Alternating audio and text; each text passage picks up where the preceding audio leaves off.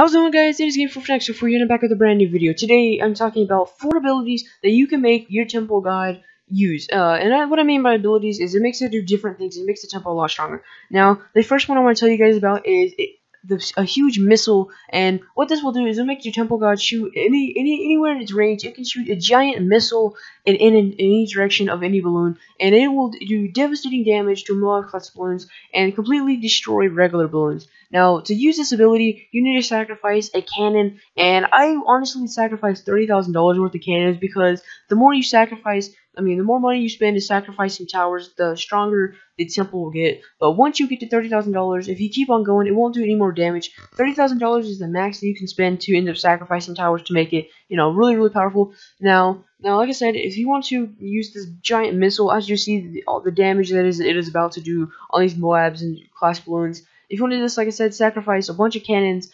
preferably about $30,000 worth of it. So what I did is I got a few, balloon impacts, and then a few of the Moab assassins, and then I sacrificed it all. And as you can see, it just completely shoots out these devastating missiles at these Moab class balloons. It just completely does like 10 times more damage than a regular temple god would do.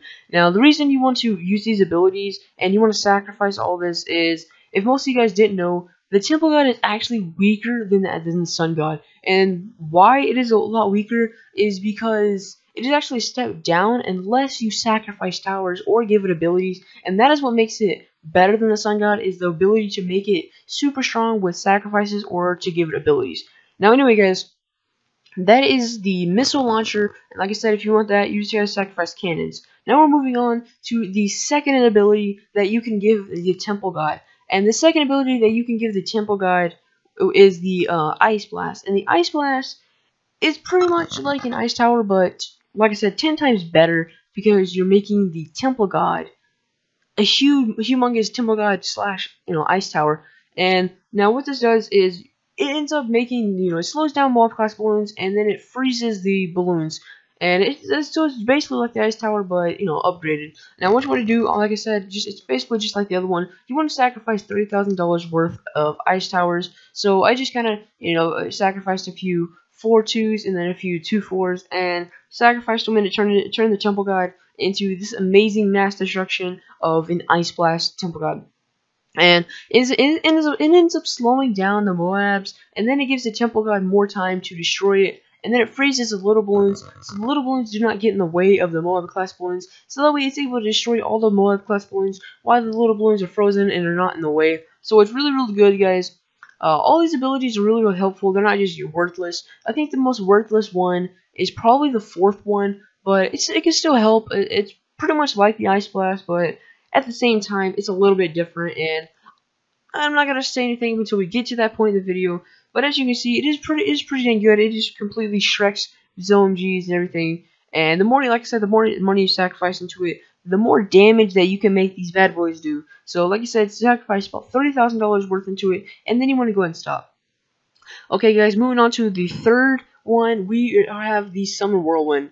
Now, most people already know about this. Like, most people, use it a little. They use it wrong. I don't want to say wrong, but they do. They kind of use it wrongly, and how they use it wrong is what they'll do is they'll get the temple god, and then they'll put the wizards inside of the temple, like after it's already placed, instead of sacrificing it. And what that does is it makes the wizard stronger and stuff, but it's not as good and it's not as effective because the wizards don't have as much range as the temple god. And why it's important to have range is that way you can shoot all across the map. Now, as you can see, the Tempest Tornado, once you sacrifice it, like I said, it's basically like all the other ones. It shoots out a big Summer Whirlwind, and that way it's able to get rid of all of the little balloons out of the way, so it doesn't get in the way of the big balloons. So you can end up destroying the big balloons, and you get the little balloons out the way and destroy the next big balloon. So it's really good. It really really strategically plays out very well in late game, because you want to defeat all the ZOMGs first, because you don't want all the little tiny Rainbow Region Rush getting in the way of trying to destroy that ZOMG and everything.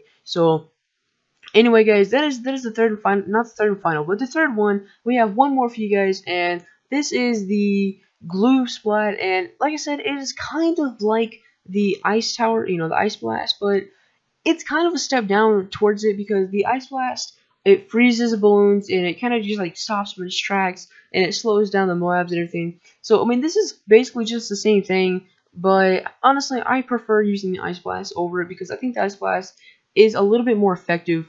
Just my personal opinion. I could be wrong, but that is my personal opinion. Anyway, guys, this is the, like I said, Ice Splat. I don't really need to explain too much. I'm not the Ice Splat. What am I saying? The Glue Splat. I don't need to explain it too much because it is just like the Ice Blast, and like you see, it just shoots out a few globs of glue here and there. It slows down all the balloons and everything. It's just like as you were using a regular, glue tower. And it, like I said, once you sacrifice $30,000 worth of then it makes the temple really, really good and is able to take out Zomgies with no problem. I mean, it barely gets around the first turn before the temple ends up taking it out. That is why you want to sacrifice up to $30,000 worth of towers. Is, like I said, it makes them really, really strong. It makes them a lot better. Anyway, guys, that was the fourth and final ability that you can give your temple guy to make him extremely overpowered.